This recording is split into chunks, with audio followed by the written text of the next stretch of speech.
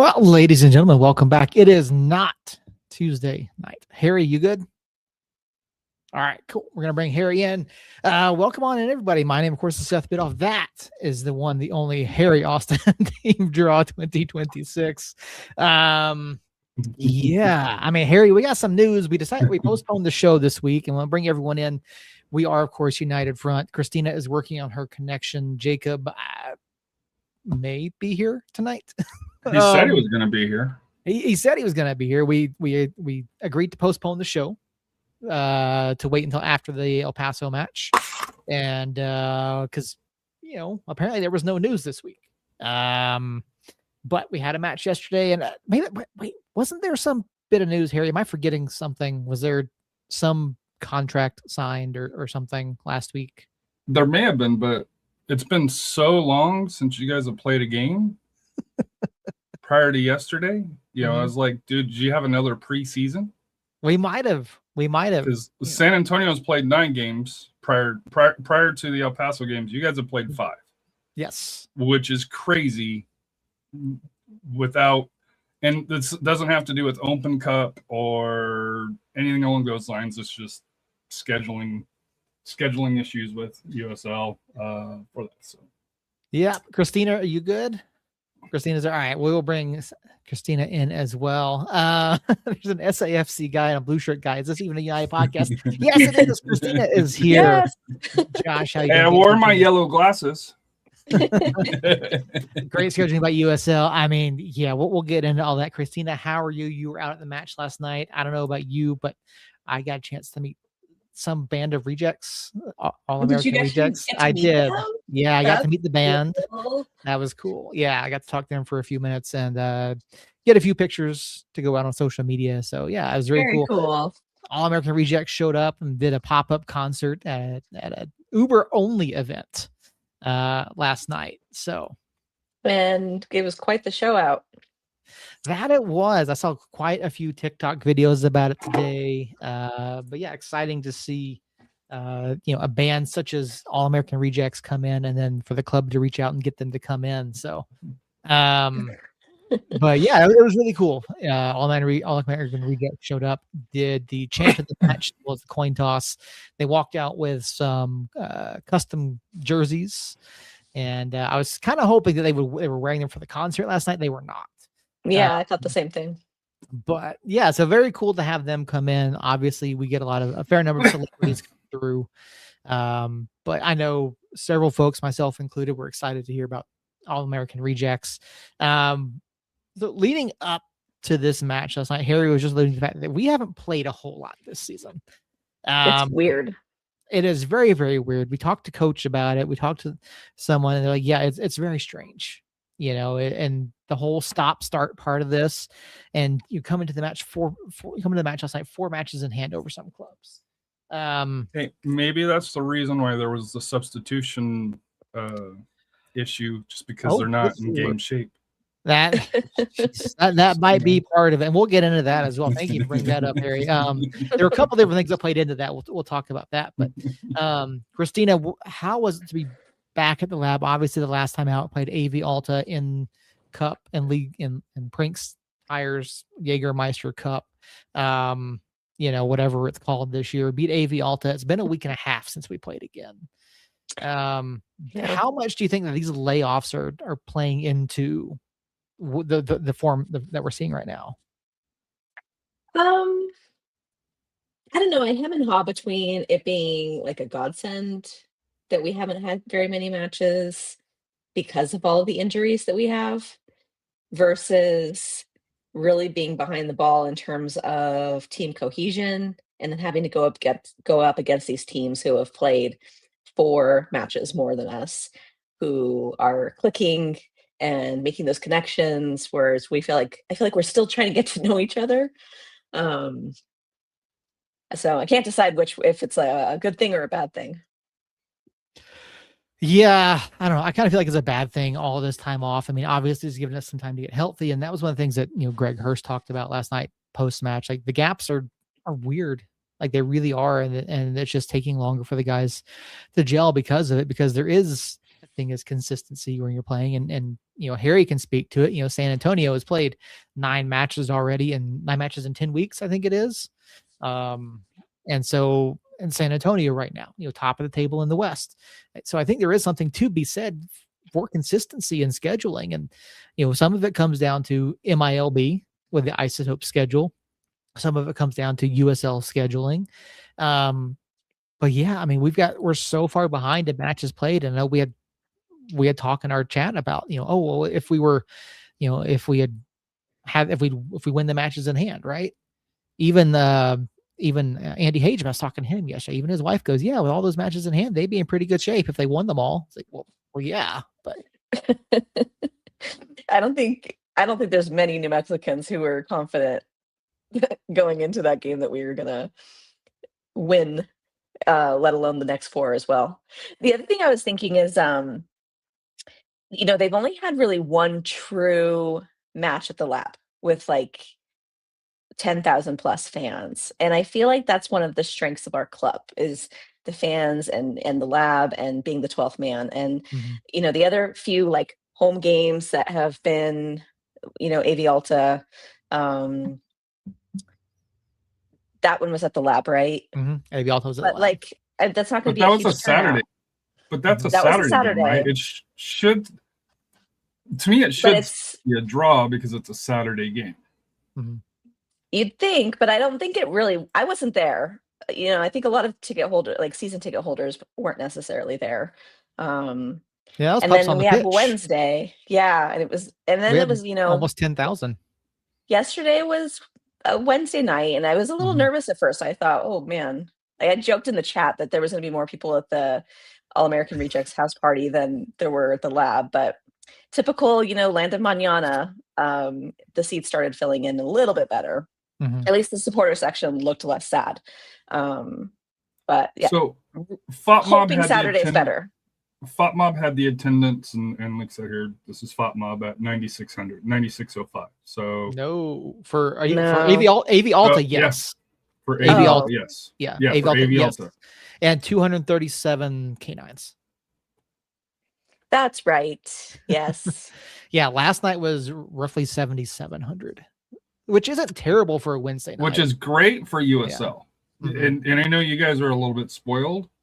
San Antonio hasn't drawn. I don't think 3 teams have drawn 7,700, and that's a slow night for New Mexico United. 7,758 the announced attendance last night. But yeah, I mean, obviously, that's tickets sold. That's not butts in seats necessarily, but it did fill in. It did look good given the weather, given All American Rejects showing up. I don't know how big of a draw that was away from United, but you did have other considerations taking into effect. Midweek, the club's been off, form is not great. You've got this big band, doing a pop-up show. Gray skies. Great. Yeah, man, it was awful. The weather was awful. Fortunately, we didn't rain, which was good. But can I give my complaint? Sure. I find it unexcusable that New Mexico and El Paso play on Wednesday and not a Saturday. Yeah, I could agree with that. If that's a Saturday game, and I know that I give crap to El Paso just like you guys do. But you would have had more traveling fans from El Paso come up, and I think that would have been a bigger draw than Vegas. Like if you would have flipped to Vegas for Wednesday, you'd still probably have the same attendance. But I do think having El Paso on a weekend, and this is not just the New Mexico El Paso. This is it was San Antonio RGV, San Antonio Austin, local rivals. USL has a tendency to put them midweek, which, in my opinion, reduces the draw for the home team, no matter which side's traveling. Because I know you guys travel pretty well down to El Paso. From my understanding, 8th Notch and them travel okay up to you guys. Oh no. No, you know how many people 8th Notch had in the stands on Saturday? They might not even been 8th Notch. 7. I could count them. I can pick them out from the press box. There were about 7 of them that showed up, and they decided to hang a banner on the back of the community corner. But again, that's a Wednesday night. Like, I bet you it would have been a better turnout, and it has in the past when it's a Saturday night. Oh, without a doubt. And to Harry's point, like the league is notorious for this. I mean, even the series with us in San Antonio, right? It's become so competitive that you would think that you would want these more competitive matches to be on Saturdays when you do have a higher draw chance instead of sticking on a Wednesday. And I agree. I think, I mean, to be fair, this is also vastly different from last year where we played El Paso 3 times in 5 weeks at the beginning of the season. By this point last year, we were done with El Paso. Yeah. Until the playoffs. So, it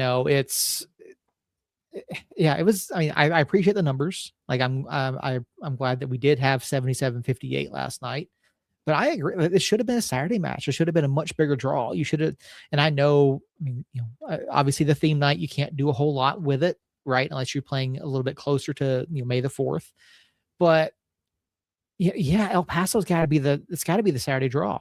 It has to be. Oh, to answer Andrew's question, how does El Paso schedule look? I guess my question, do they have a home Saturday home match? No, they're away at Oakland for that. So. Yeah, love that for them. It just to me, it's just it's a bone that I pick when it comes to the league. And it's not just us, our teams involved. It's something league wide that, for a league that, in my opinion, is struggling to put butts in the seats nowadays, is something that they need to kind of rework. No, I completely agree. And yeah, you look at the attendance draws around the league, like the leagues has to do more to help promote the clubs, promote the rivalries, promote the bigger matches to get those attendance numbers up. I'm glad you have pants on, Jacob. 100%. That could have went way, way wrong. No comment. Way to make an entrance. Oh, I'm sorry, guys. I have been making cookies all day, and was in cookie making mode, and completely Betty Crocker lost track of time. So. A little bit, yeah. We're making 730 cookies. Whoa! For what? What's it for? So the church group, the kids ministry that we do. Oh, is that me or? No, it's him. Yeah, we lost you, Jacob. We lost you. Your Jacob. audio cut out. We can't hear you. If only you knew sign. So it was for church, which is good for kids. Yeah, kids awesome. ministry. So that's a lot of cookies. Men of iron and beige shorts. Now you're muted. Well, maybe go video off. Yeah, we have no idea what you're saying. Perfect. I'm glad. Oh, there. Yeah, now we can hear you. Yeah. Okay. All right. Yeah. Hey, this is my first time, guys. I'm sorry. I'm glad we're professional podcasters here, and we haven't. It's not like I've done 500 episodes or anything. So you're checking clear on this episode is what you're telling us. Yeah, exactly. Now, so we take them to camp. Cookies are the fundraisers. This is our third one. We did one for Valentine's Day, one for Easter, and now we're doing one for Mother's Day. And so I don't do the recipe, but I roll and cut. And so I've been rolling and cutting cookies half of yesterday and all day today. So yeah. But so how can they get? So since we're plugging this here, how can they get the cookies? Or obviously, I'm not going to drive from San Antonio, even though I'm going up to Dallas for a weekend tournament for AJ. But if you're locally, how can they get the? Well, I don't think anybody that listens to this is local to me. I don't think there are other Fort Sumner United fans. At least if there are, I haven't met them in the past 6 years. There might be one. Come on. There could be, but they probably don't watch the show just yet. No, I actually took some to Raylene. Nice. For the Easter sale, she bought some. Originally, she was like, "Hey, I'm gonna buy some, and then you can give them to whoever." And I was like, "Well, we're going on Wednesday anyways, so I can just take them to you if you want. And so I took her some the Wednesday after Easter, but no, where are we at? Sorry, completely derailed the show with my beige pants and We're And complaining. We're complaining that the game was not on a Saturday when it's a rivalry the El match. Paso match. Yeah. Okay. I can see where you're coming from. And it's to me, Oh. I'm the one that complained about it, and it's not just a New Mexico El Paso. It is a rivalry match, especially that's drivable within 4 or 5 hours. I think you guys are 3.5. along those lines here, to where you should have those on a Saturday for that, in my opinion. Yep, I Right. don't disagree. Yeah. I will say I am happy to an extent that it was a national broadcast for this one. You got Tyler and the return of Chris Hurst, by the way. Oh, yay. Chris Hurst, Which was returned. huge. Yeah, Love return- that. phenomenal. Glad to see him back in action. You know, he's off the bench. They called him up. You know, he's back. But because I know people that asked, you know, where is Chris Hurst? You know, but yeah, no, Hurst was back on the call with Tyler, national broadcast. Happy for them. Glad that they got to do that. They got to catch up with Chris a bit. He's been quite busy. Director of New Mexico Rapids soccer for Colorado, New Mexico, I think Arizona as well. So he's just been all over doing tournaments and things. And so happy to catch up with Chris Hurst. But yeah, I mean, it's just, big, rivalry match should have been on Saturday, national broadcast is whatever, happy for our guys that they got heard nationally. The match was not picked up in El Paso, by the way, which I thought was odd. No one locally picked it up there. They had 7 people in the stands. So They thought it was an easy win. They might have, and given everyone's form coming into this, I mean, obviously we had not been lighting the world on fire. El Paso had been playing pretty well. Yeah, we had the win over AV Alta, but we talked about it. Where is this team at? And I'll pull up the highlights here. And honestly, I feel like this was probably the best 45 minutes of football that we've played the entire season. So far, yep. And then the second half came around. Mm-hmm. Yeah, second half came around. You come into play here. The United. You get Oos with a shot off the woodwork and inside of 4 minutes. They don't show it here. I mean, Oos was inches away from hitting a screamer, but I mean, this here just too much space. Can you rewind it, Seth? Yep. And I think it was a Gloucester it doesn't. turnover, right? Let's see. I can back it up a little further. Yeah, he just gets his pocket picked there. Mm-hmm. But El Paso was just swarming the entire match. That to me, so I when I watched it live, I thought I saw it, and then you can't watch a replay of the match on Golazo, so Right. and I hadn't had a chance to watch the highlights, but basically what I thought happened. If that's a right back that is a little more seasoned at right back and doesn't bomb forward with Amando making that run and stay right with Amando and stops where his line is at, where the rest of the defensive line is, I think that gets called offside and we're good. But he tracks back just a little too far and kind of ruins the back line that the center backs had made, and we give up the goal, which is a bummer. But outside of that, I thought Jake played a fantastic game at right back most of the night. So that was the one that I was kind of like, if that's Seymour or if that's last year, Lindsay, maybe that mistake doesn't get made. But maybe it does. I don't know. It was close. This whole sequence, but on this goal, by the way, spectacular. Mm-hmm. Mm-hmm. Yeah, Josh, I am aware there's not a whole lot I can do live mixing on this. But yes, I'll have to fix that in post. I mean, we can can go talk back. quietly. We can go back and look at it.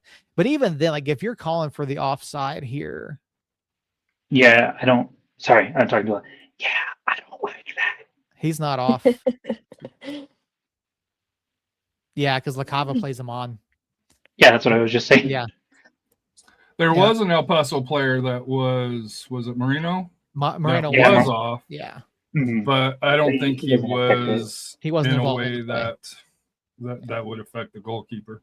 No, The only yeah, way- LaCava tracks the run, plays Rubin onside, and LaCava was on the right for this goal. So Well, and who's that Wilkerson there? Wilkerson, yeah.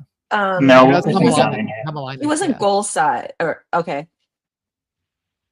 So Yeah, he you was got Howell scrambling and to try to get Hamalainen. goal side. Yeah.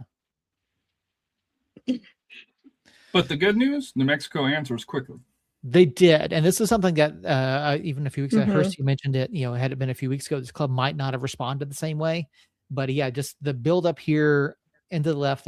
Nile kept stretching that right side there, and really worked space open for LaCava underneath, and then just the flick by Hursty was phenomenal. So. I will And they say don't- that was poor goalkeeping by El Paso. That it was. Goalkeeper should have caught it. So two things. One, they don't even show the initial build up with a good No. play from Nile to get in the position that he's in Mhm. at the beginning of the highlight, and then a great ball from Nile to I think that's LaCava that gets the Mhm. assist, if I'm not mistaken. And so It is.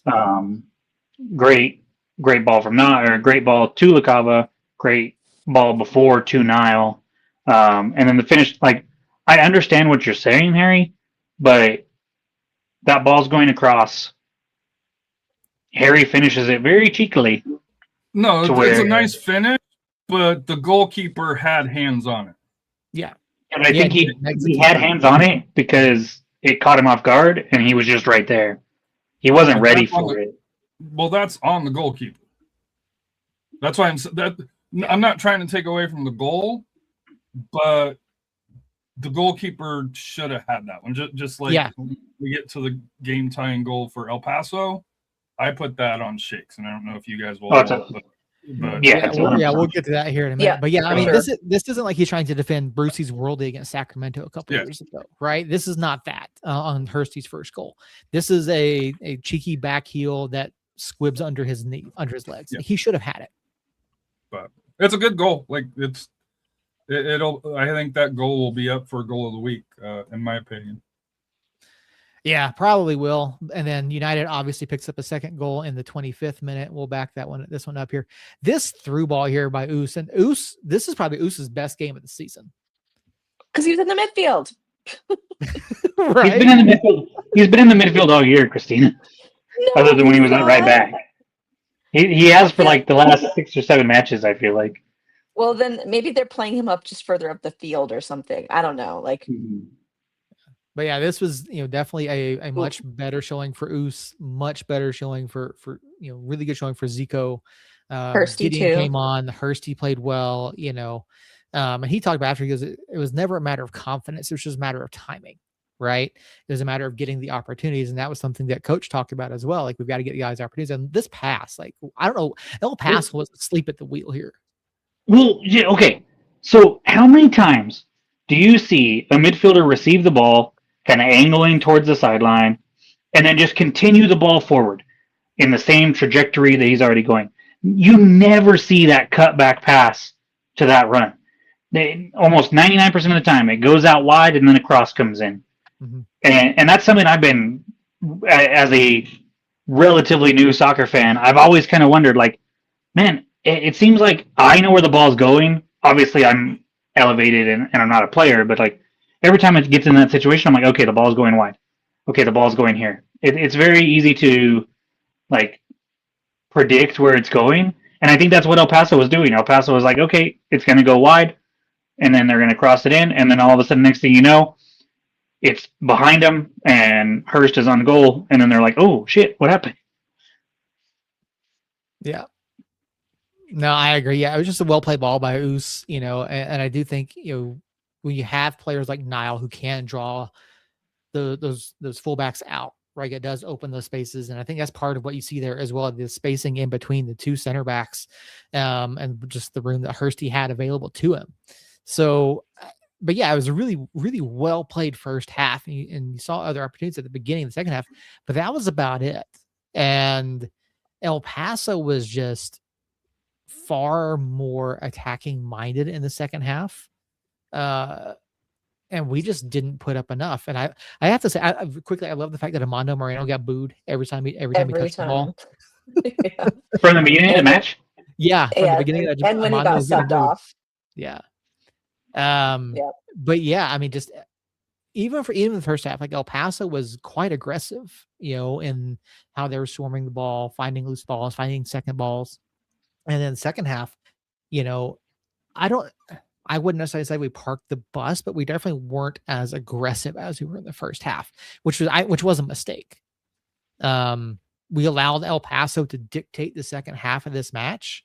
And yeah, we came up big, and Shakes made some big saves, and Shakes absolutely kept us in this one. But this was, and this play here, this is probably our best chance. I wish he had put the ball back in the middle, because you've got the defender pulling out to the left, and I think it's Dayon you've got there in the middle. Like, you've got that's Dayon. But such a well-timed and well-paced attack. Like, you play that ball back, there's no one. You've got, and I understand Val wanting to go for goal, and we've talked about guys being more selfish at times, but you had the better opportunity there. To me, it's not clear though. It's not. There were a few That's chances not the easiest pass. Yeah, well, there was a few chances for Val though, where he put in the work and had the breakaway, and then when he should have shot it, he passed it, and when he should have passed it, he shot it. It's just a disconnect there when he got those breakaways. Yeah, and I'm gonna. I can't. Doesn't let me pause it. Why can't I? There it is. Oh, and Jacob. So to clarify with Mondo, the crowd wasn't booing him at first until United's first goal, and then he was bitching to the ref. And then right after that, he flopped, and that was it. Then from there on, everybody booed anytime he touched the ball. Yeah, it was wonderful to see. So right around here, right around the 68th minute, New Mexico United tried to make a series of substitutions. The plan was, and they told us a few minutes ahead of time, hey, you're gonna have 3 subs coming in. Okay, great. Well, there then proceeded to be a lengthy pause in the match. No one seemed to know what was going on. So for people questioning why were there 8 minutes of stoppage time, the substitution window that United tried to enact in the 68th minute is what happened. We got some clarification, and apparently this also happened in the Las Vegas Lexington match last week. So there were 2 things that played into this. One, we basically got hit with a power play. Number 1. And I'll explain what I mean here in a second. Number 2, there was a problem with one of the substitution cards. So 2 things played into this. IFAB, in their infinite wisdom, in an effort to try to speed up the matches and reduce the amount of stoppage time, have enacted a law for the 2026 for competitions beginning January 1 of this year. It will be part of the World Cup. It will be part of all competitions starting after January 1, or after July 1 of this year. July 1, not January 1. However, leagues that started prior to this had the ability to throw this in their competition rules. There's a new addition to the laws of the game to where when a substitution is made, if the substituted player does not come off the pitch within 10 seconds, the substituting player must be held on the sideline until the first stoppage after a minute of play. So it's essentially a power play. What if they're on the other side of the pitch? They're supposed to, the direction is, and this has been for the past couple, they have to go off the nearest side. They have to go off the nearest line. Okay. So it's 10 seconds from when the substitution board is shown or when the referee signals for them to come on. So in the case of an injury, I imagine they're holding that substitution until they know for a fact they can move those players. but this is something that's going into the laws of the game. I had to look into this. So they're saying, so what happened is when the Dayon Harris substitution was announced, Dayon coming off, they announced that they said that Dayon did not get off the pitch within 10 seconds. So that we had to serve basically a power play until a stoppage after 1 minute of a running clock. This is the way it's worded. Now, and then there was a problem with another substitution on the card where it was written incorrectly. I know who it was. I will not say who. I know who was responsible for writing the card that caused this. So essentially, we were forced to play a down 2 men for over 3 minutes in this match. You had eight field players. Mm-hmm. Yes. Crazy.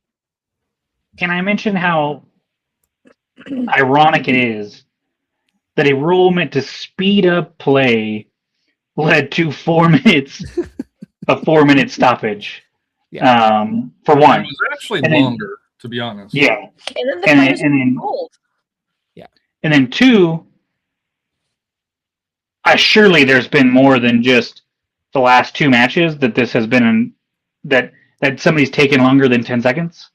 Oh, without Um, but no, then- we've not seen anyone enforce this in any of our matches. Right. And so, what a joke. And had El Paso was scored in that time frame where we were down 2 men, I imagine that press conference after the match would have been fun. Yeah, so we asked Dennis, said, "Hey, what happened here?" And so, if you missed it on the broadcast, here's what happened here. So, Niall was coming off, Dayon was coming off, right? Substitutions are coming on. They said Dayon took more than 10 seconds. So we didn't even get to put the players back on the pitch. The players that were substituting off came off. We did not get to send people back on. So Luther and Gideon had to sit on the sideline. So again, it's 10 seconds from when the substitution board is shown or when the referee acknowledges substitutions coming on, depending upon the competition. Because not all competitions have the substitution board, right? So again, they have 10 seconds. So they kept Luther and Gideon off the pitch. They did not come onto the pitch. Well, I have a question here Mhm. because Gideon is completely separate. Mm-hmm. Because according to, and like I said, this could just be just the USL streams, but the announcers also mentioned that it was supposed to be Hurst that was coming off, but Noel is the one that went off. Do you know? Yeah, there was a change. There was a change to that substitution. So is that where the error took place, or No. okay? No, one of the substitutions was just written wrong. There was a last minute change because they initially told us that But why would that? So I guess here's my question then. mhm. If it's written wrong, does that penalty, and it's a penalty, almost like, using the hockey term, power play. Mhm. Does that same rule apply, or did the refs hold back that player for, commingling the rules? Does that make sense? No, I agree. And I went looking, I went scouring the rules, the laws of the game, the 25, 26, the 26, 27. There is nothing specific to a substitution card being written incorrectly. There are instances to where if a player who is put on the match day roster as a substitute starts without the referee being informed, right? But there's nothing specific to this situation here as to an incorrectly written substitution card. So I understand the 10-second one. I don't agree with it, but I understand that. I struggle with penalizing New Mexico United, the second player, for the incorrect card. Mhm. And to be fair, the lady referee was very professional. The fourth official, the AR there. It looks like that they, at least live, they were talking to Sanchez and the New Mexico staff and say, hey, this is what the issue is. I just don't know the rules well enough. But to me, it seems like that New Mexico got penalized twice for the 10 seconds, even though that shouldn't applied. Whether the now if the card's wrong and you have to serve that penalty, then that's it. But yeah, I agree. I think it will be very interesting to see how this applies to other competitions, particularly World Cup, because that's going to be a shit show if they're going to be expected to enforce this at World Cup. So we announced the sub and I'll back this up here. We announced the sub in the 68th minute, right? I think it's the 68th minute. So by the 71st minute, Gideon's still on the sideline. Gideon is still sitting here. The substitution actually did not even get mentioned on the USL Championship website until the 75th minute. And Harry, you muted. And this that's rule the part that technically I struggle with is because El Paso had a substitute in the 73rd minute. Now I think the reason why that is because they had that delay why that one got through and not the other one. But yeah, that was the confusing aspect. Yeah. But yeah, it took so long for all of this to happen. Like, but even then, so yeah, so and even then, like once you get back to play here, you have a 3+ minute delay just figuring all of this out. And then it says after 1 minute of running clock, first stoppage, basically first stoppage after 1 minute of running clock. So see here, she comes over, sends him back off the pitch. And leaves us with 8 players on the field. 8 outfield players, yes. And plus Chris Shakes. So now there were stoppages in here. Mm-hmm. There were stoppages in this period, in this window, once you got back to play. And the players were not allowed to come on. And technically, this rule isn't supposed to be implemented until June 1st. By the laws of the game, IFAB is implementing it July 1st for competition. July 1st. For competitions beginning on or after July 1st of 2026. Leagues have the option to enact it sooner, which apparently we did. And this is not, I couldn't find the USL competition rules other than the competition format this year. But yeah, this was just wild. This was wild. So you have 8 minutes of stoppage just here. Basically, close to 8 minutes of stoppage time right here. But yeah, for a couple of years now, they've directed players to go off the closest side. Right now, do the players necessarily do that? No, but yeah, the coaching staff knew about it. So even here, right? Okay, you get back to play. Gideon and Art and Luther have been standing on the sideline for 5 minutes. Yeah, but the play just started though on that free kick. That's the issue. It did. Now, to be fair, and the announcers called him out on that, El Paso totally screwed that play up. It was a huge advantage for them. For the locomotive player to just sky it into the stands as opposed to putting more pressure on. Now, could you imagine the shitstorm if El Paso scores in these minutes where you have a 2-man advantage? Like this, it's wild how this played out. Now we're fortunate that that El Paso didn't score. But we got lucky. And talk about a lot of pressure on those 8 players. Mm-hmm. Yeah, I mean, this isn't like, this isn't like Coach Sanchez, putting a 12th man on the pitch. So Jacob's being mean, showing they're not even not sharing. They're like fancy cookies. They're not even just like your regular run-of-the-mill chocolate chip. Jacob doesn't like us. No, we don't mess around, Christina. And then, so we sell kits too, so you can buy the decorated ones, or you can buy just the regular sugar cookies, and then we put icing in a bag and give it to you so you can decorate them that way. Yeah, it's a whole thing, man. Yeah, so here it is. Shakes. I don't know if that Shakes deliberately played the ball out here, but I think he did.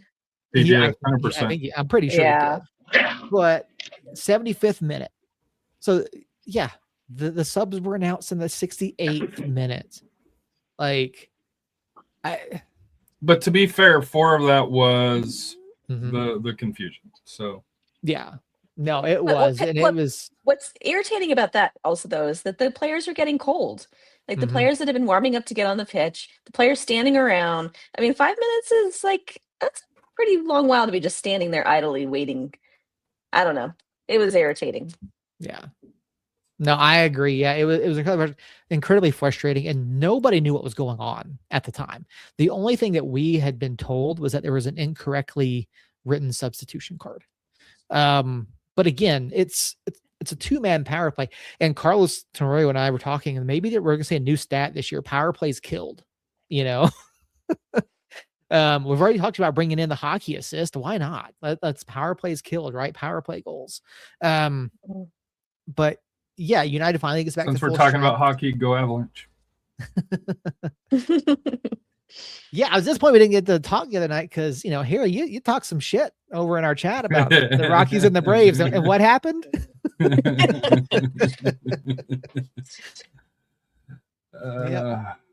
But yeah, obviously Shakes had a pretty good night, but he makes one bad decision here in the 86. Comes out and like Harry, you made a point in our chat. It was if you're coming, you've got to get that ball. Yeah. If you come out, you got to get it. If not, Yeah. You're leaving. we saw what happens. Because my issue is with you had a defender there, so it's not like he had to come out. Now, to be fair, the bike is awesome, always to see. I know you guys don't like it because it's El Paso, but it was a goal. But to me, I think if Shake's back there, he saves that, or Yeah, I don't for sure. I don't think that's a goal. But that would have been an easy save. Yeah, I agree. That ball it came off the El Paso player, so it's not Shakes. It's true. Yeah, Shakes didn't get any of it. No, he didn't at all. And I know I'm not a goalkeeper, but to me, it was one of those where he got caught in no man's land, and unfortunately, it cost Mexico United 2 points. Yeah. Yep.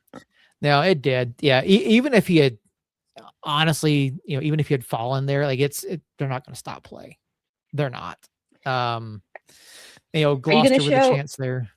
Are you going to show Mondo directly in front of the goal, skying it somehow over the net?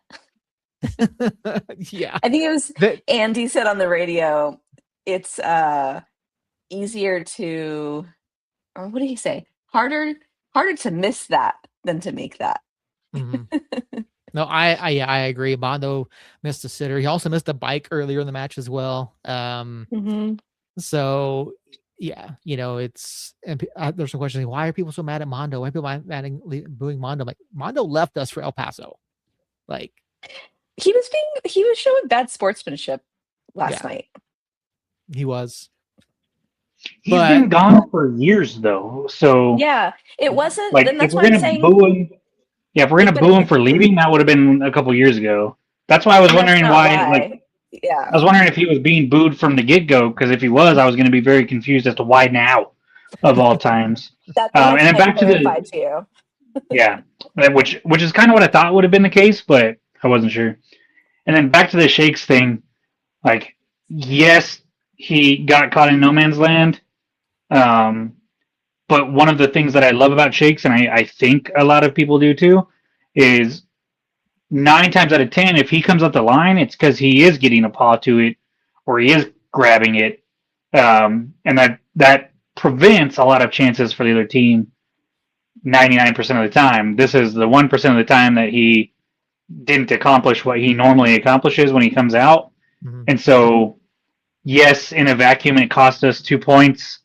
Potentially cost us 2 points. There was still a lot of soccer to be played at that point, so who knows what happens after that.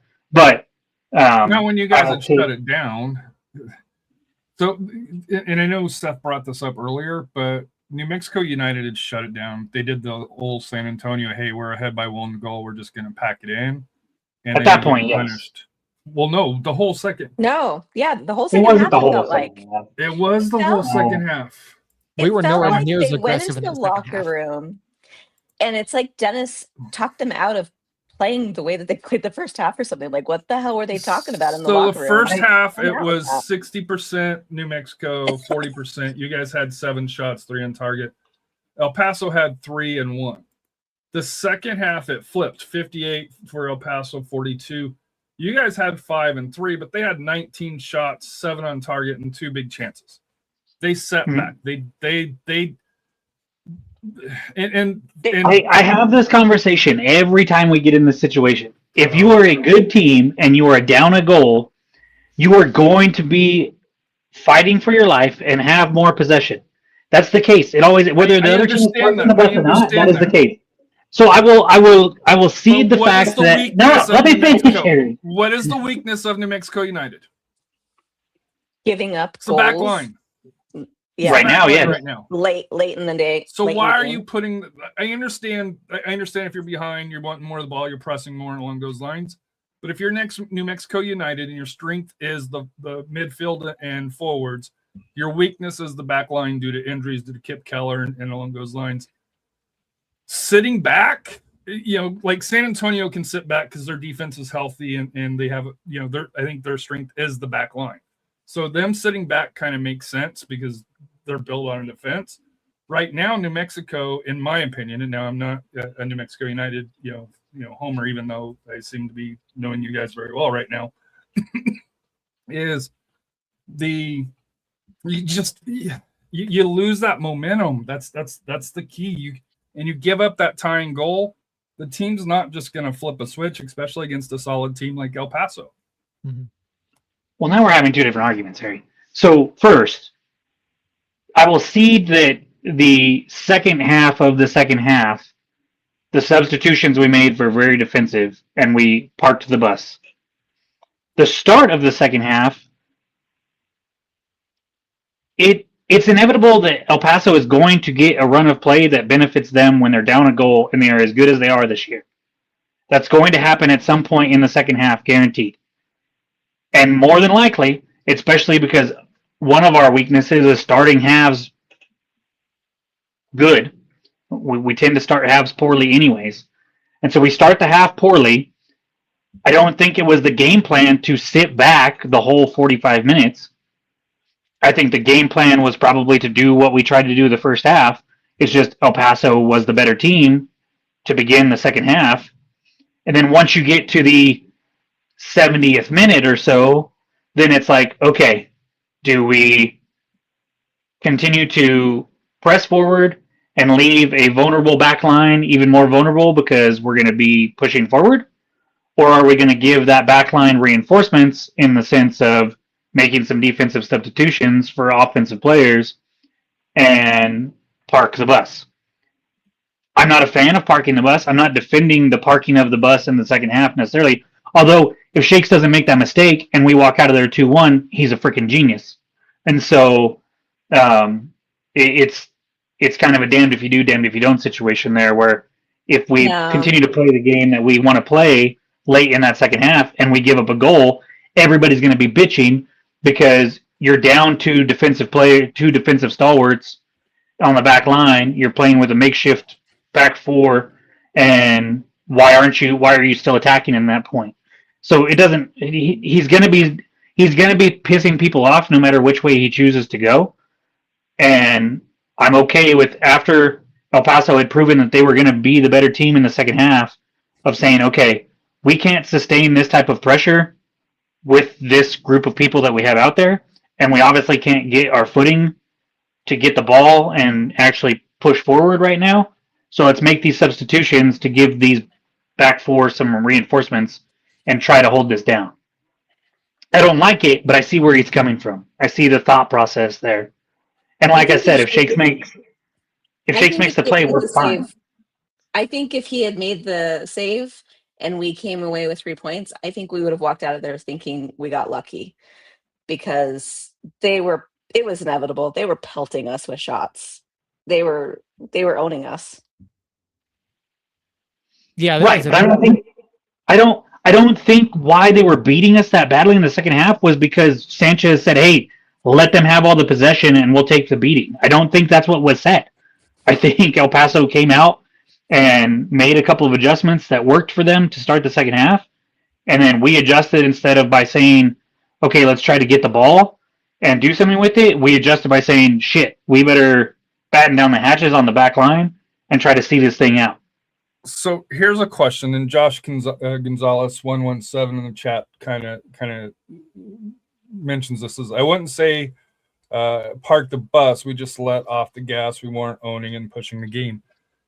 It goes back to the start of the conversation. Do you think because they're not, and I hate saying it's not match fit, but because you guys haven't been playing for a week and a half, 2 weeks, that maybe that kind of in the last 15 minutes kind of maybe played a part in the breakdown? I know it's kind of hard to say with Shakes because a goalkeeper, that's a whole different discussion, but just kind of that feel of the game where Jacob, I think your mention is the second half where it really tilted was kind of that late second half where whether it was low energy, parking the bus, whatever you want to say it. I wonder if maybe kind of bringing back the conversation to the start, if maybe that played a small part into it. But I could see that.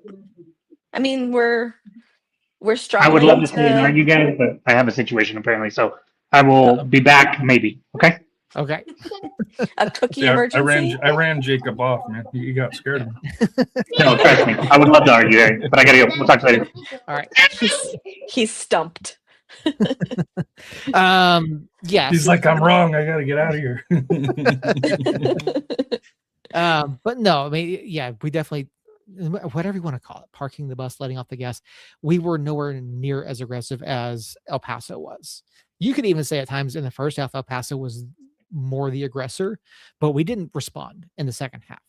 Harry, you mentioned the stats. It was 19 shots to 3 in the second half. For to be fair, El Paso is much better this year. So this isn't last year's El Paso team. Yeah. This is a team that's very good offensively. So I think what their goal scorer, Rubin, is the leading goal scorer, if I heard the announcers correctly, for that here. So I know we don't want to give credit to El Paso, but to be fair, offensively, they put pressure on teams, and that's where I kind of I have concerns about the strategy, whether it was intentional or not, to only have one goal, because we saw one minor mistake and you got punished for it as opposed to keep pushing it, and I think we've all experienced it. We've also all benefited from it, when it's been reversed, but. To me, I think as a New Mexico fan, this probably feels like a game where you lost, even though you had a pretty good. It was a good game where you did get a hard-earned point. Yeah, no, absolutely. Yeah, it was definitely deflating. Obviously the stadium shifted after that first goal we conceded, and then after that second one, like it was just the energy was just out, right? And we were concerned about this match coming into it. I had said that I hope for a 4-point week out of this. I think we've still got a very good chance at that going into Saturday. But last night we had it. We should have had that. We really should have. But it's a struggle. But I mean, there were some good things to take away. Obviously, the offense looked good in the first half. Get Hursty off the mark, he gets 2 goals finally to start the season. He talked about it in the post-match, which I had the post-match pressers over in the Discord. He talked about how last year he started 3 goals in 3 matches, right? This year it took him 6 matches to get the first one, and then he gets a brace. Fun fact, Hursty was also the last player to get a brace for New Mexico United. He got a brace last season. We were talking in the press box about, potential for a hat trick, right? And I think that's why they made the change in the substitution in the second half, was to give Hursty a chance at the hat trick, because he was initially supposed to come off. They changed that last minute. But yeah, I mean, there's some good things to take away. Obviously, Marlon Vargas back in the team sheet. He's healthy. Chris Gloucester back in the team sheet. He's healthy as well. Gideon Zelalem looked good. He had a good night. So guys are getting healthy. Guys are coming back. There's a question about Tyler Blaquette. Tyler did pick up a knock in training last week. That's why he was not in the lineup on Wednesday. So he was kind of a late in the week, so to speak, injury. So I don't know how long he'll be out. Kip Keller is coming along. I talked to a couple folks who thought that they were surprised he wasn't back last night. I said, well, knowing what I know about his injury, this would have been a stretch to have him back. So maybe Vegas, maybe next week, but the club is being overly cautious with his injury. It is still, as we talked about last week, a continuation of the basically unfinished recovery from the sports hernia surgery, basically is what it is. But yeah, there are some positives to take out of this. I said it before. I prefer to see Jake LaCava starting a little bit higher, but he did fine as a right back last night. He's done fine. I would like to see him more forward, but it is what it is. We can't adjust until we have healthy bodies, and until and the guys are starting to look more like what we had hoped. So I said there are positives. There are things to look forward to. I did get a little bit of information. I did put it. If you guys didn't see my tweet last night, I got some information from a source about more USLPA nonsense. I know the CBA has been signed. Some of the notes that came out of the new CBA, minimum contract length is now 12 months, no longer 10. Hold on for clarification. Sure. Has it been signed or has it been agreed to? Because from my understanding, so it has not been signed yet. Not been ratified. That is correct. Yes, has not been ratified, but there is an agreement in principle on the new CBA. Minimum contract length increases from 10 months to 12. They've eliminated unilateral contract buyouts and increased compensation players' NIL rights. Those are going to be club specific, however. Individual clubs must now offer players health insurance and will offer players the same health plan that's offered to the team's front office personnel, which New Mexico United has done from day one. Right? That's something United has always been on the forefront about. Standard minimum compensation for USL Championship is now $42,000. That includes housing. That does not exclude housing. Yeah. That is, but to get free housing is a big benefit, though. Yes, it is. Assuming that the housing is appropriate, I'll leave it at that. Yes, I would agree with that. That is an increase from $11,000 from last season. Minimum compensation for players in USL Premier, when Premier comes out, will be $67,000 per season. And then there is a separate category of players who will receive what are called entry-level contracts. So there will be no such contracts in 2026.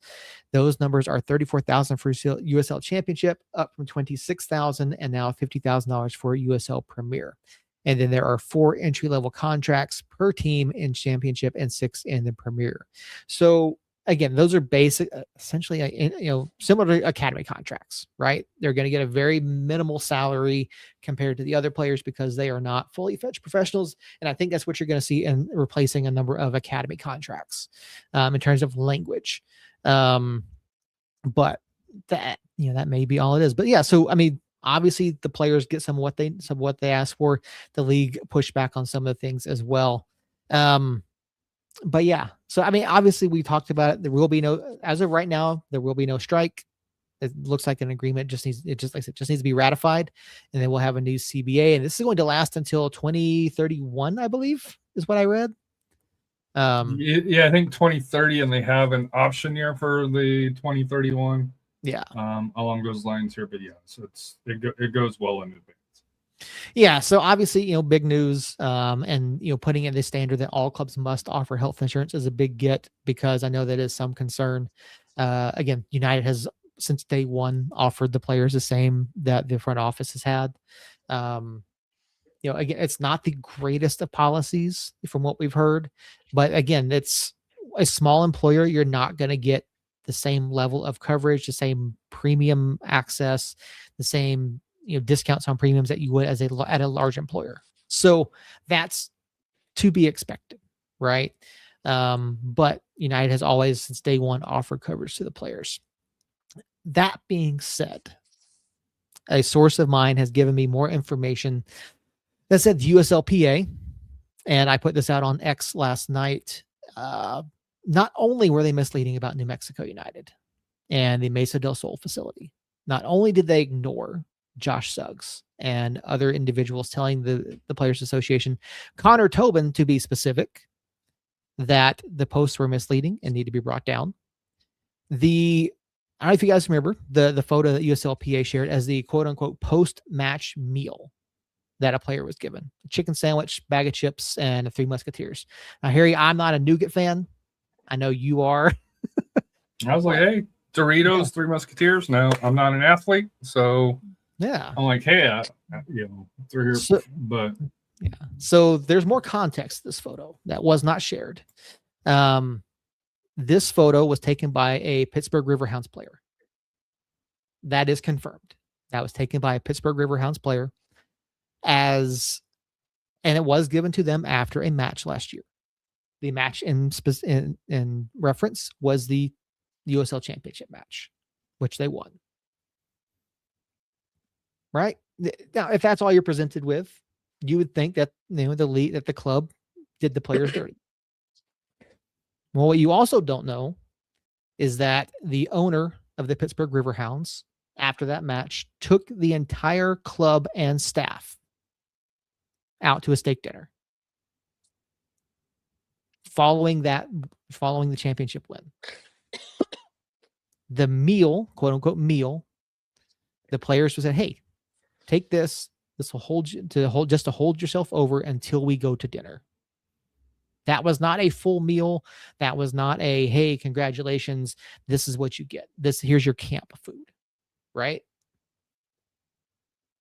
Now, obviously within the Mexico United photo, Mesa del Sol photos, there was a very vocal group of folks who were saying, hey, this is misleading. I didn't see this with this photo. I have this from a very well-placed source. I trust this source implicitly.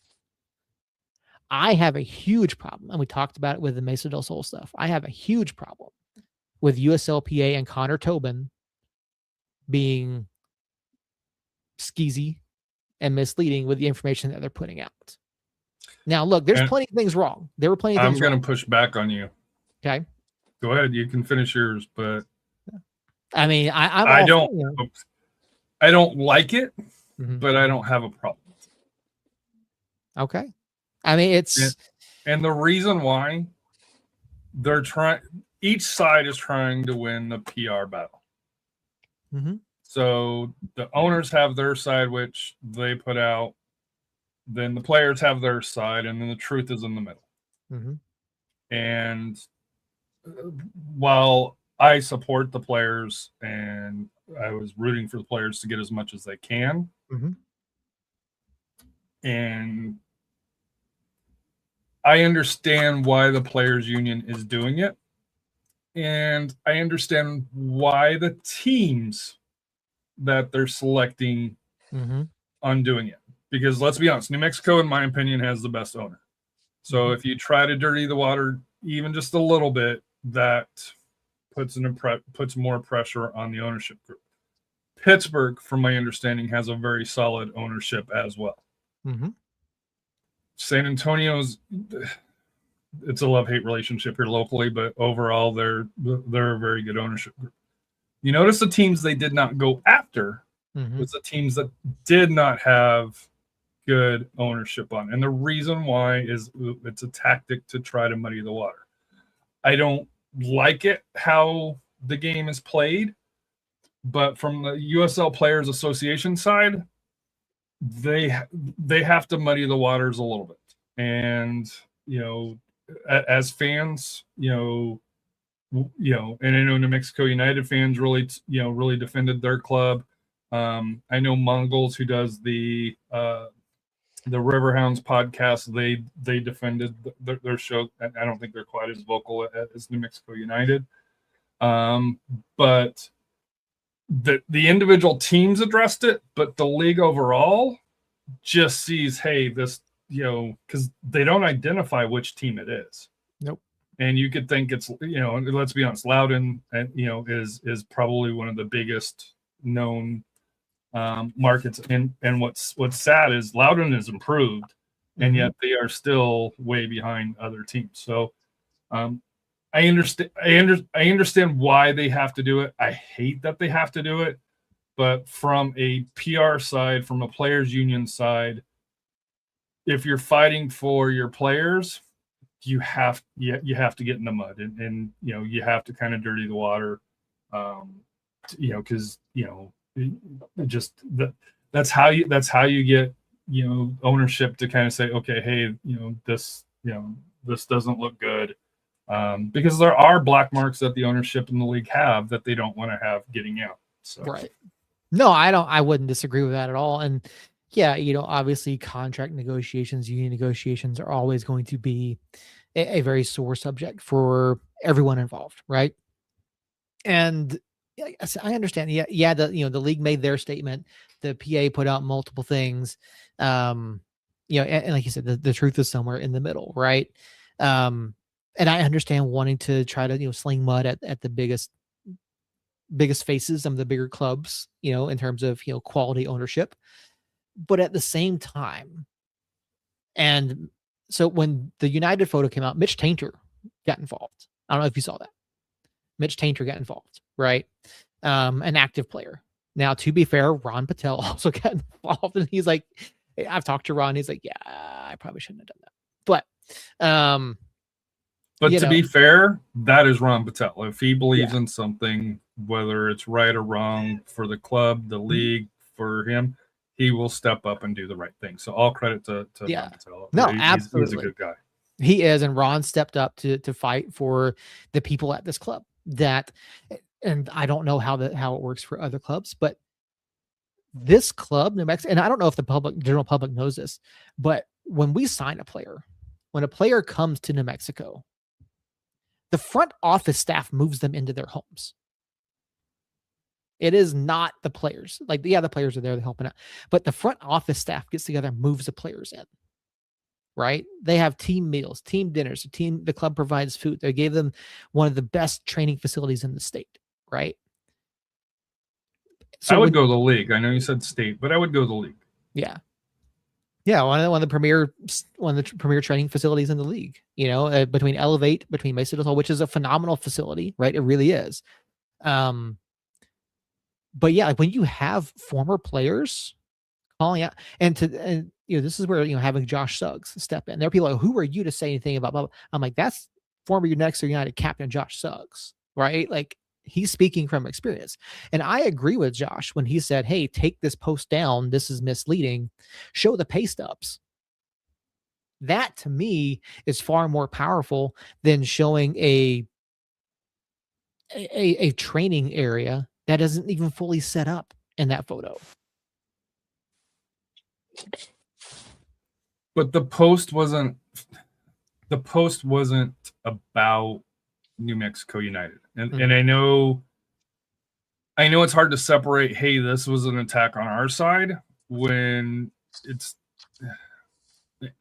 not really an attack on New Mexico United. It's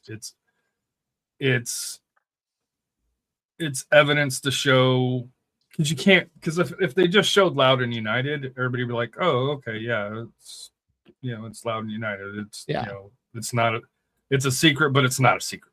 Yeah, I think the thing that's the ickiness, though, is that it's not even, like, come to find out, it's not accurate evidence.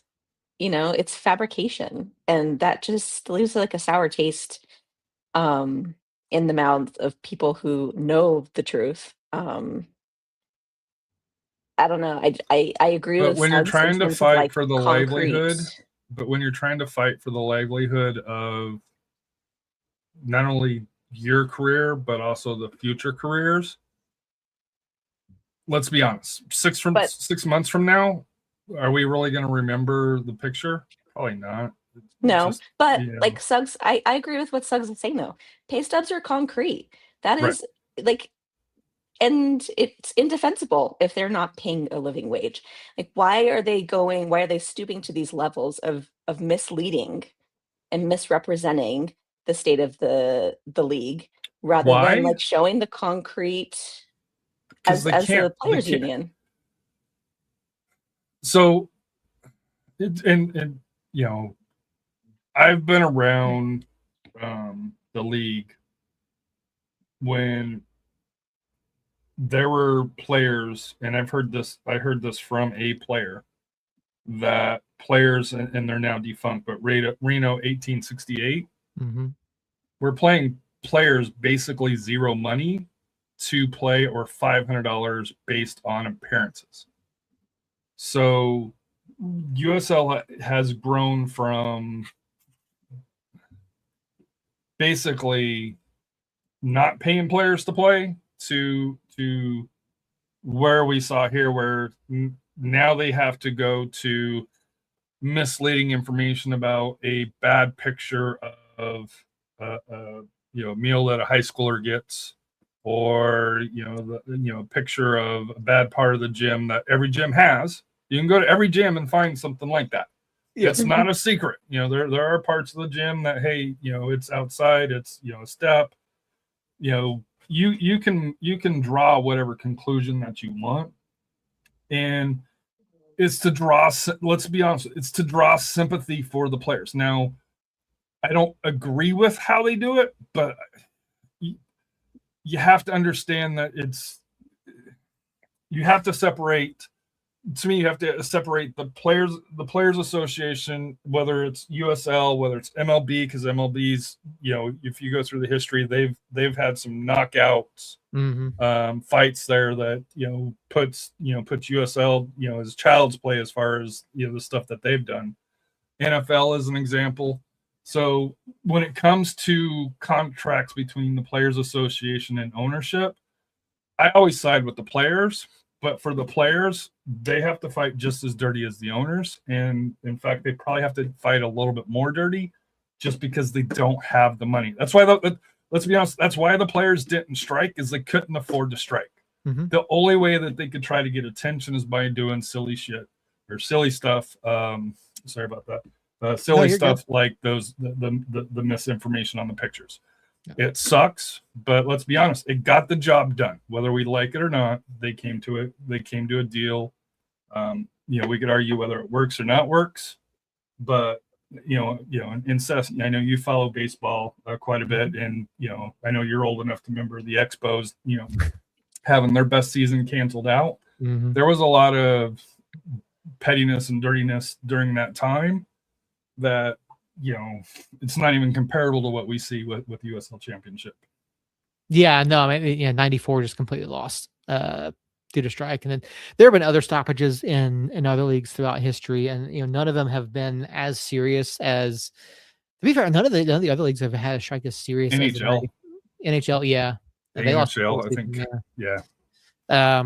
But yeah, I mean, MLB, like NFL has never lost a full season like that. NBA has never lost a full season like that. Never lost playoffs. Never, you've never had that big of a strike, that big of a lockout in other sports, realistically. And yeah, like growth needs to happen. The league needs to change, and the league needs to. I think we can all agree the players need to make a living wage. Health insurance is a must. Right? It's a dangerous job, right? We've seen it. We know that United has gone above and beyond to care for the players that have gotten hurt. Brucey, Turi, Dayon, Nava, with both of these. United goes above and beyond. Other clubs do as well. Professional highlight went on strike for 3.5 years. I'll have to look into that one, Pulte. That's not one that I'm terribly familiar with, but yeah, I mean, the league has to grow, especially if you're moving forward, if you're moving towards pro rel, if you're moving towards D1 status, right?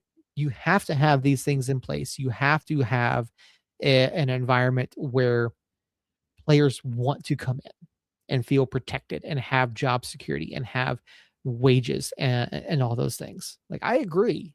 Like, the players deserved more than what they had. But maybe in 4 years, 5 years, we won't have the same thing. Maybe, but I imagine we'll come down to it. Now, I will say the one thing that I'm disappointed in is that USL League One is not in this deal, but USL Premier is. I wish USL League One would have also been included into the agreement, but that's my big negative of it. Yeah, I imagine there's going to have to be some other conversation about that, especially with the pyramid shaping up with Premier Championship League One. They'll have to be brought into it at some point. I can't imagine the league as an entity continuing to operate without a without a CBA covering all levels of the pyramid. Because if you're going to maintain a professional pyramid, then every single level of it needs to have standards. So we'll see what happens. I think USL League One CBA is up after next season. I could be. I don't know that They don't have a CBA. Oh, I thought they were. I thought they're separate. No, I thought they had a separate one. I don't believe USL League One has a CBA. We'll research that here real quick. Oh yeah, 2022 L1 Collective. Yeah. November 3, 2022. Yep. Oh yeah, so then they do. Yeah. 5-year agreement. So yeah, after next season. So After next season. you learn something new. So that would be why they're not involved. Yeah. So I mean, again, if Premier is coming in 2028, there's gonna have to be a renegotiation at some point to bring them more. No, because it's already in the basics of this USL Championship. No. Well, if you're bringing in League One to the pyramid, right? Obviously, League One's part of the pyramid, so you have to figure out some sort of way to have them included in this as well. I would think, or some sort of addendum to it. Or We will see. Yep, that we will see. I do have a question here for you. Okay. Well, I'll let you transition. I'm assuming you're going to be doing a little bit of a preview of the lights. Yeah, I was going to look forward to this weekend. Obviously, both of our clubs are back in action. It looks like San Antonio's got Phoenix Rising out somewhere in Phoenix. Yeah. Somewhere in Phoenix this coming weekend. San Antonio, top of the table right now. You guys had a tough matchup last weekend against Colorado Springs. What are you looking for this weekend against Rising? Do you think Rising is really going to pose a challenge? In Phoenix, yes. Okay. But San Antonio struggles in Phoenix. San Antonio, they came back against Colorado Springs. They had the lead and then gave up a late goal, just like New Mexico United did on Wednesday, to walk away with a draw instead of 3 points. To be fair, Colorado Springs probably was the better team that night. I think for San Antonio, they still have not got a goal from Patino, which is kind of shocking. So maybe they get it, but we'll see. Yeah, Phoenix is on a bit of a run. They've got 3 wins on the bounce, 3-0 wins over United Miami, and then a 1-0 win over Pittsburgh, which I was kind of surprised by. So, I mean, Phoenix is obviously doing at least a little bit right this season. I think defensively they're starting to figure some things out. I don't think they're, and last 3 matches aside, I know it's easy. Oh, throw it up. They haven't really been consistent, right? They were winless until those 3 matches, so they'd struggled a bit in the opening 6 matches of the year, 5-6 matches of the year, before they really came alive against United. So I don't know how that translates to how San Antonio likes to play, because San Antonio likes to play big physical football, and that's not something that Phoenix necessarily wants to do. Here's my problem with Phoenix. They lost, in my opinion, the best thing about Phoenix right now, and that's the home field. Mm-hmm. The crowd, and to be fair, San Antonio's down. I know New Mexico's down a little bit. But Phoenix, crowd-wise, is down a lot from their heydays on that here. But the series between San Antonio and Phoenix is 8-3-8. So each team's won 8 times, 3 draws. Last time, we beat Phoenix already 2-1 on March 7th. I think it was opening day, where they shut them out minus a PK. Mm-hmm. So I do think San Antonio can go in there defensively and hold them down. I do think, I hope San Antonio comes away with the win. Wouldn't shock me another draw, but just because it is away at Phoenix. And well, actually, you have to go all the way back to April of 25, so a year ago, when San Antonio got a 1-0 win in the Jägermeister Cup for their last win in Phoenix. But For this series, it's a close series. It's a fun series between the two fan bases. Mhm. Like I said here, I give some banter back and forth. It's not quite the banter that you guys have. Like a certain person hasn't disrespected our airport, unlike Mhm. your airport. For that. So, but no, to me, like I said here, Phoenix, San Antonio.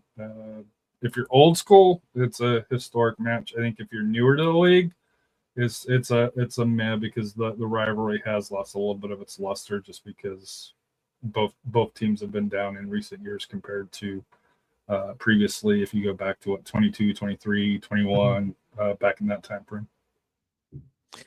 Yeah, it's always going to be a fun one. That's one I'm going to have an eye on this weekend, because obviously, Rising, they're about 5 points. I think they're 5 points ahead of United in the standings. San Antonio, obviously, coming off a couple of tough weeks. San Antonio lost, and 3 draws in last 5. Obviously, the win over El Paso. I mean, with the way the rest of the West is shaping up right now, and I know we're still not even halfway in there, but I thoroughly believe we're going to have a completely muddled mess come week 26. And I don't, and yes, San Antonio's on 16, but there's no real separation, so to speak, right? And there won't be. Yeah. I don't think you'll ever see that in the West, unless, of course, you are Monterey Bay. Which, good Lord, what is going on in Monterey Bay Or Lexington. We won't talk about Lexington. I mean, we're only 1 point. We've only got 1 point ahead of Lexington, so I'm not going to say much. But here's the issue.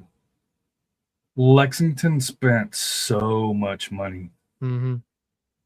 And that's my concern. Now, they do have the women's team, which is done, I think, pretty good. Mm-hmm. But on the men's side, it's almost like they're trying to buy the title by the money that they're spending. And to be fair, we're not even a third of the way into the season, and if that team can develop and gel come playoff time, they will be a very dangerous team to go out. But like I said here, for New Mexico United, must win. And I know it's kind of silly to say that, but we need the momentum. If you guys are at 7 points, the playoffs are at 9. But if you lose to Vegas at home, that's, and I know, Seth, you kind of talked about this, and I think your next 2 matches for league are Tampa. Yeah. Which you're talking about the top of the East. Mm-hmm. Now, I think they're both at home, right? If memory's right. Yes. A Wednesday, Saturday again. Now you do have the Prinks USL Cup in Colorado Springs in between. But for league-wise, you guys have 4 matches at home. If you don't get the win against Vegas, 1 point, single digits out of 12 points. Yeah. I mean, even if you get the win against Vegas, right? It's, you look at those matches. I think we talked about 6 home matches before the end of June. And yes, you got the Prinks Tires Cup match in there as well. But even if you get 4 out of 12, like, that's not good. Now I don't think Charleston's as good this year, so that one I do think is the more winnable game than compared to the Rowdies, because the Rowdies are, I think, first place in the East. They are, and actually first place overall in the league, at 5-2, 17 points, and they get Rhode Island this week for that here. So, but they're ahead of Louisville City. Charleston's at 13 points, so not doing great for that here, but the pedigree that they have. To me, I think just to kind of build that confidence to start to turn this around for New Mexico United, because the schedule is going to get busy, and I think for United, the game against Vegas is very important. Here's my question to you guys, to New Mexico United: when is the last time you guys beat Vegas in New Mexico? 22, I think. Yep. Yeah. You have to go all the way back to March 13th of 2022. Mm-hmm. So you've had 4 games at home, draws. Well, 2 losses and 2 draws in there. The season series is 4-4-3 against Vegas, which, with as bad as Vegas has been, is probably kind of disappointing for New Mexico United. They're kind of that boogie team. Does that include Even the when playoff they're match? bad. Yeah, Yeah. includes the playoff match. Yeah, because you guys Yeah. lost the playoff match on November 9th, 1-0. Mm-hmm. Yeah, 12 players on the pitch. Spicy. A stupid, awful red card. Yeah. There's always some kind of crazy shenanigan that happens when we play Vegas. At least there's no pool, pitch side pools and wacky waving, inflatable arm flailing tube men and pickup trucks and all that stuff now whenever we do go to Vegas. But yeah, no, I knew it had been a while. I had a feeling it was 22. There was a similar stat that El Paso hadn't won here since like 23 or 22, stuff like that as well. But Well, Vegas- had a stat for us. I was We've shocked never to beat find Hartford. that note. I was Mhm. shocked to see that, and I was shocked to see they're just going back to 22 because that's a long time. Yeah. Now you guys Well, they have were done bad well. in To be 20. fair, you guys have done well in Vegas. Mhm. So it seems like the road team does better in this series, Yeah. which goes against traditional USL. Or not even USL, traditional soccer logic or football Mhm. logic. But to me, when I was looking at the head-to-head, I was like, when was the last win? And I was like, oh, wow. So, Yeah. Yeah, it's been a minute. And to your point, is it a must win? I think so. I absolutely think so. Again, I kind of wish Colorado Springs was a league match, but it's not. But yeah, like you need momentum, and we don't have it right now. Now, obviously, you get positive results from AV Alta, Pranks Tire, Pranks Cup, and then you get a draw against El Paso. Feels like a loss, to some people. I thoroughly think that we should have had the 3 points, but yeah, you're bringing in a Vegas team that's not playing well this season. They're what, 1 point ahead of us, I think, at the table. they are above you in the standings. So yeah. that's also another key factor. Yeah, they've got 1 point on us. Both clubs with 2 wins. They are coming off a 2-win over Lexington, but again, Lexington is not a lot. I feel for Mac, by the way, Masaki Himi, former New Mexico United coach out there. Hopefully, I do want to see Mac do well, but no, we have to put it together. We have to. You've won 2 of the last 5 in league play, which is better than what we had been doing. I think the club is starting to gel. We're starting to see some health come back. I will say Shakes was limping at the end of the match on Saturday. He went up the tunnel. He was limping. I don't think we see a Rosarena on Saturday. I hope to God we don't see a Rosarena on Saturday. But no, we need the points. We do. We need the points. We need confidence. We need momentum. We have to start showing that this club is gelling and putting things together. Because if not, you look at that schedule, like you said, Harry, you go into, switchbacks and then Tampa and Battery. I don't care if Battery's down. That's a tough out. They've always been a tough out. We've historically not played well against Battery for the most part. And then obviously Tampa's doing Tampa things. So, you've got a chance here to build momentum going forward. And I think if you come out, I asked for a 4-point week. We almost had 3 of it last night, but I think we can get 3 on Saturday. And then, yeah, you've got, again, 3 matches in 8 days coming up. So, you've got to do it. You've got to put the work in and, get that momentum. Maybe you pull off, 3 points between Tampa and Charleston. But how do you see this game playing out? Because looking at Las Vegas, they've scored 13 goals, allowed 16. So they give up goals. But they score goals. Where New Mexico United, now it's 2 games less. They've scored 7 and allowed 10. Mm-hmm. To me, if New Mexico can keep it 1-0, 2-1, I think that favors them. or do you favor a higher scoring game, at the Lab?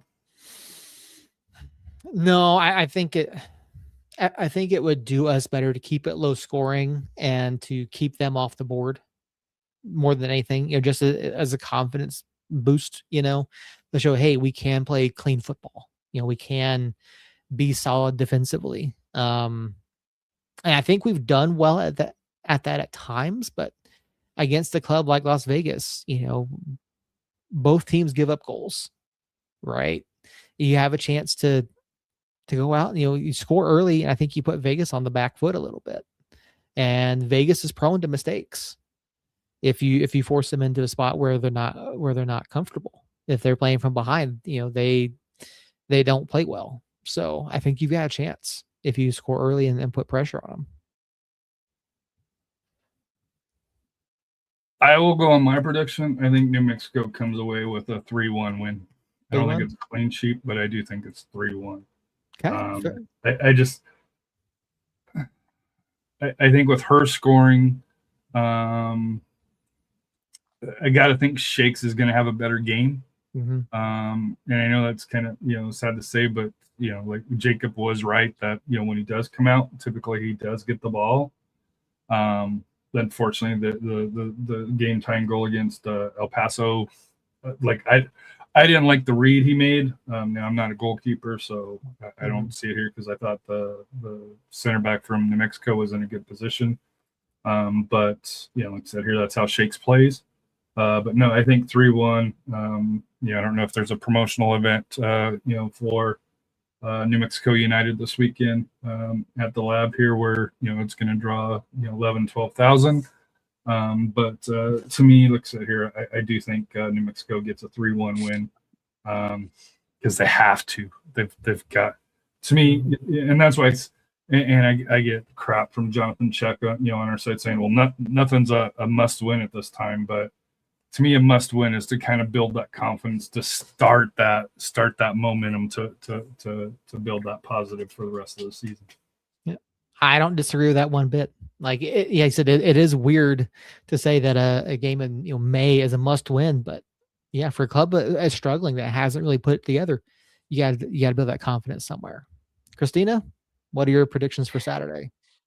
Oh, to be honest, I hope it's more similar to Quill Ball. I want to see intensity sustained across 90 minutes. Mm-hmm. I don't want to see parking of the bus.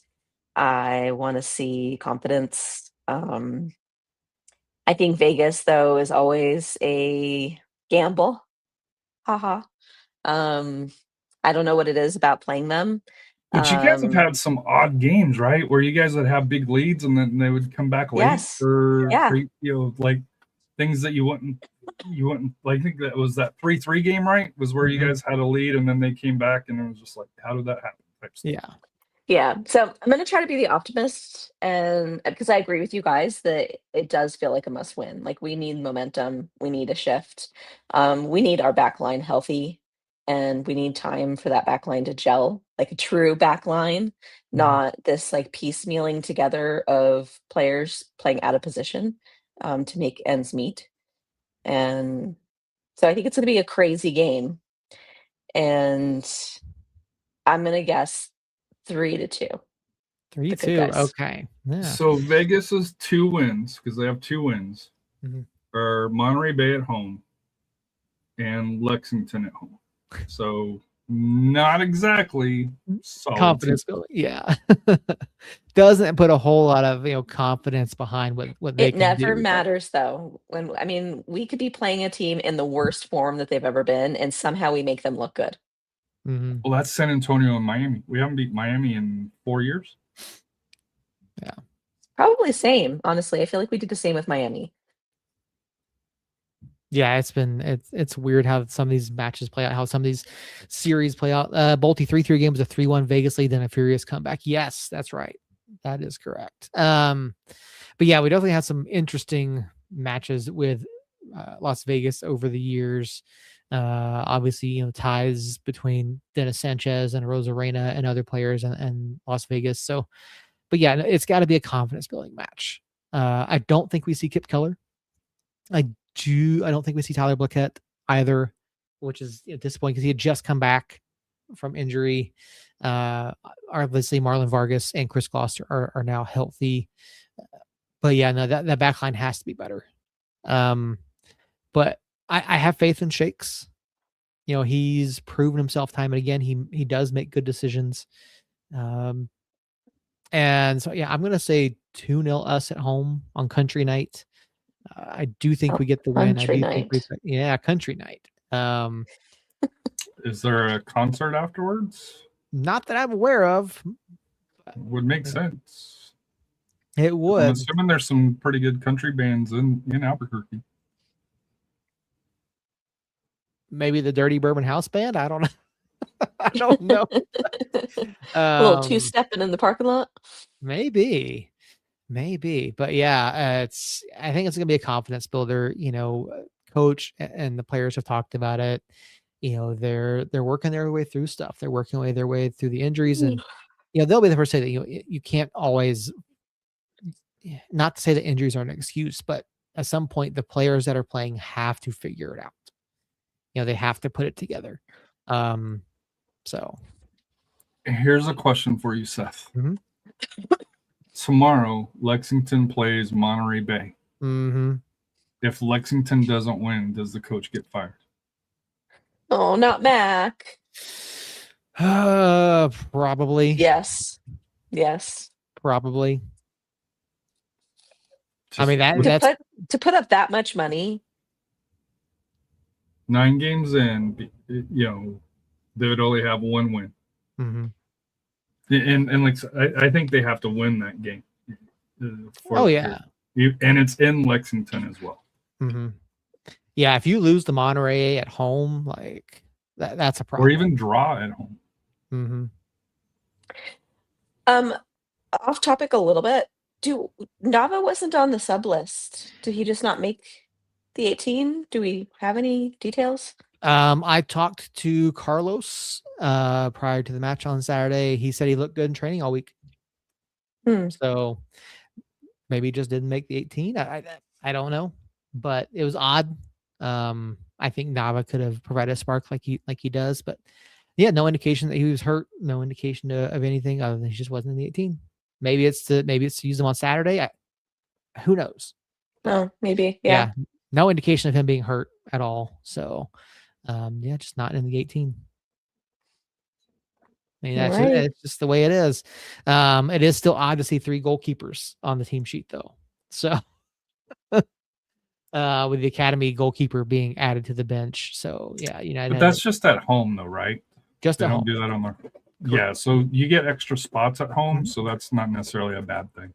No, it's not. But yeah, it's interesting to see them over Nava on the bench. Like I said, I think it's to use Nava on Saturday, but who knows? I'm not in coach's head. But yeah, I think that's gonna just about be it. Anybody have any closing thoughts or anything before we get out of here?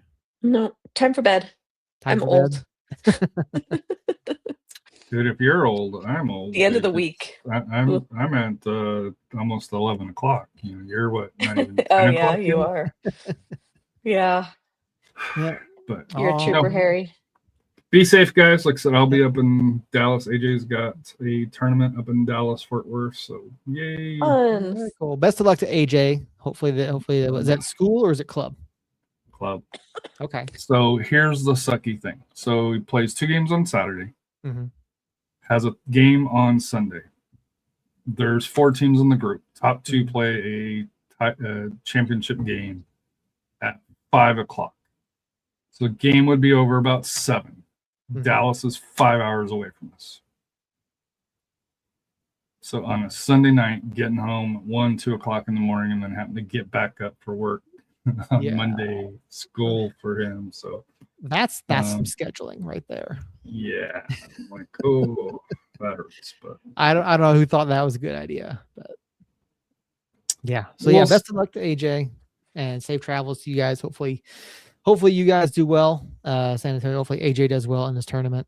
So yeah, happy to hear that things are still going well for him. So and how's your daughter? How's she doing?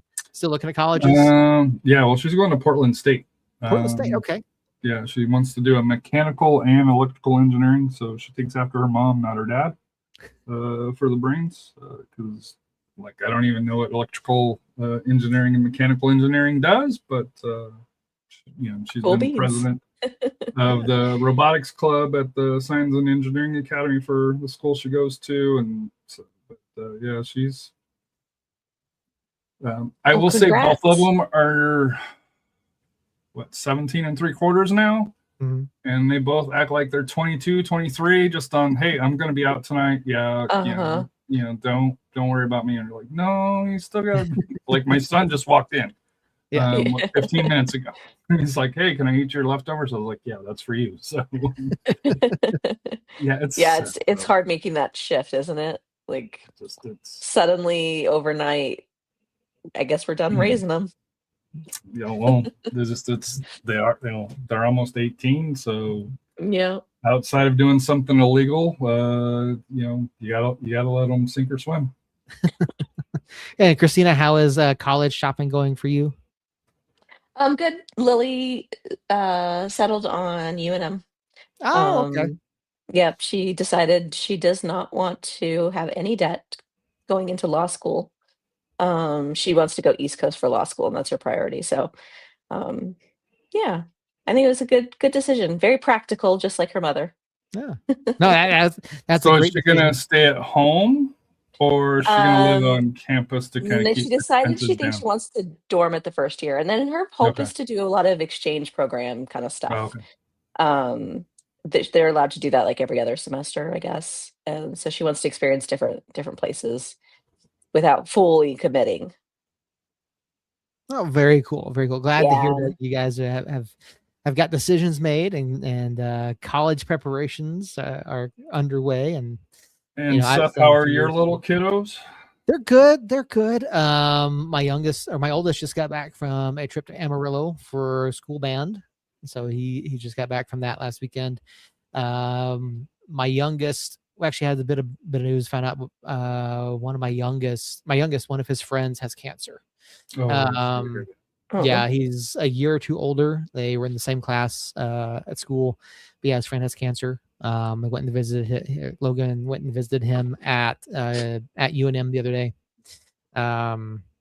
So yeah, it's a thing, and I know I mentioned it a couple weeks ago. A buddy of mine was doing my buddy of mine does a St. Jude charity thing over on Twitch. Him and a lot of other streamers do fundraising for St. Jude. And for me, after losing my grandmother to cancer, like cancer research and cancer charity and stuff is important to me. So it's trying to figure out how to support my son through that.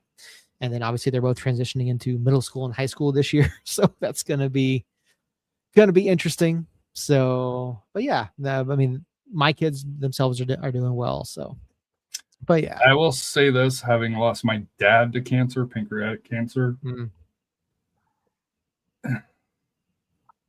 and I know this might not sound proper.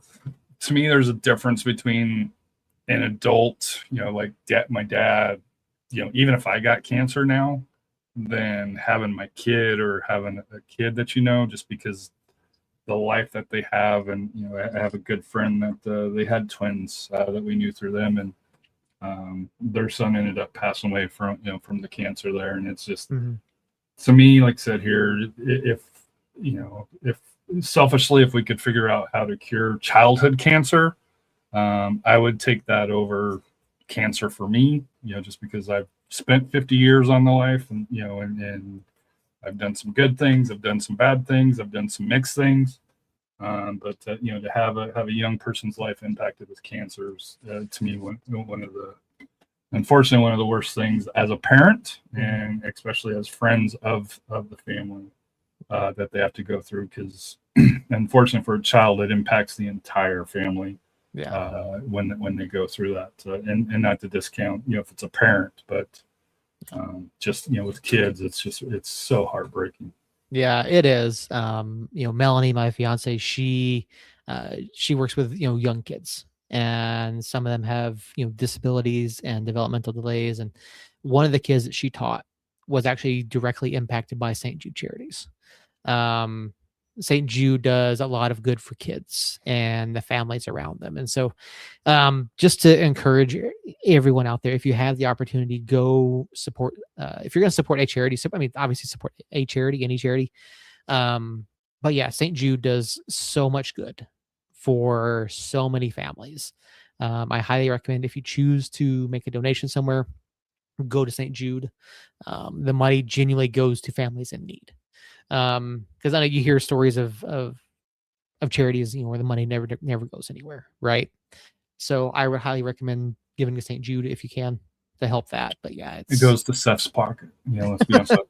That's why Jacob couldn't be on the show tonight, is his check didn't clear. Yeah, So his money from, why he couldn't fulfill the full show, and he had to go to selling cookies. yeah, that's it. His money from Aaron Rodgers didn't clear. So, but yeah, thank you guys all so much for being here, hanging out in the chat. I would love to shout out all of you like Jacob does, but I'm not as good at it as Jacob is. But I do want to say before we get out of here, Happy Mother's Day, Christina. Happy Mother's Day to all of the Thanks. mothers out there. Make sure you're spending time with your mother if you can this weekend. At the very least, give them a call, right? Take 30 minutes out of your day, call your mother, talk to them if you can. But yeah, we wouldn't be here without mothers. But mothers mean the world to everyone and have such a huge impact on everyone's lives. So happy Mother's Day to Mama Christina. I don't know if she was in the chat tonight. She is. Okay, very cool. Happy I Mother's heard Day. a great quote that the world consists of mothers and their children. Yeah, absolutely correct. Absolutely correct. So get out, spend some time with your mothers this weekend, talk to them if you can. Just tell them how much you love them and thank them for everything that they do for you. But for all of us, for Jacob, for Harry, for Christina, for myself, thank you guys all so much for being here. We will be back on Tuesday. We are planning on having a special guest on Tuesday. That is the plan. It's my understanding that Itamar Kanan from New Mexico and I will be with us on Tuesday night. We'll talk to him about so many things. So make sure you're here 8:00 on Tuesday to talk to Itamar. Hopefully talk about 3 points over the weekend. And we'll obviously catch up with Harry and everyone else from chat as well as what their clubs did. Anything else? Anybody have anything else? Thank you for the call from the bullpen. When you mentioned, hey, am I doing the show alone? I was like, oh, here, let me hop on. Thanks, Harry. Yeah, Harry, we appreciate I was like, that's the back call. No, Harry, we've said before, you are the fourth member of the cast. Like you're officially part of the show. We appreciate anytime you can give us throughout the week. So, but yeah, no, Tuesday, regular time, 8:00 Mountain. We'll be here to talk everything. Thank you guys all so much. And until next time, Somos Niños. We love you guys.